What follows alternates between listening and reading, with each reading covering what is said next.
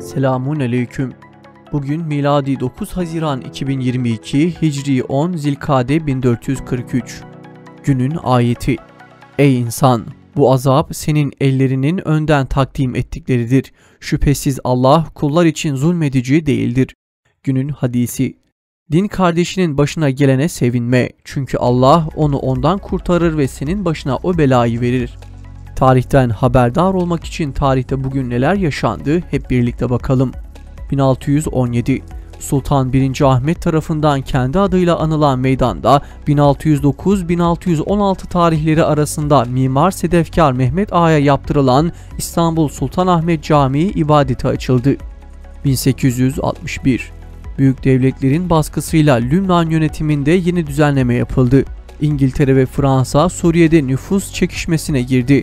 Fransızlar Hristiyan Marunileri desteklerken İngilizler Dürzilerin tarafını tercih etti. Dürziler ve Maruniler arasında oluşan çekişmede Osmanlı Devleti'ni suçlayan Avrupa devletleri bölgede yeni düzenleme istedi.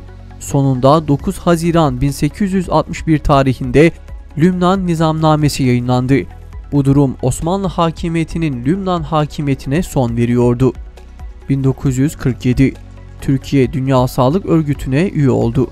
1955 Türkiye bayrağını yırtmaktan sanık olan 4 ABD'li yapılan yargılamada beraat etti. Sanıklar ABD'li olunca cezalandırılmaları Türkiye açısından o günün şartlarında göze alınabilecek bir risk gibi gözükmüyordu. 2015 Diyarbakır Merkez Yenişehir ilçesinde İslami faaliyetlerde bulunan Peygamber Sevdalıları Platformu üyesi derneklerden Yeni İhya Der Başkanı Aytaç Baran, uğradığı silahlı saldırı sonucu şehit edildi. Ömrünü İslami hizmetlere adayan Kur'an aşığı Aytaç Baran, 6-8 Ekim saldırılarında katledilen Yasin Börü'nün de hocasıydı. Yeni İhya Der Başkanı şehit Aytaç Baran, aynı zamanda Peygamber Sevdalıları Platformu koordinatörlerindendi.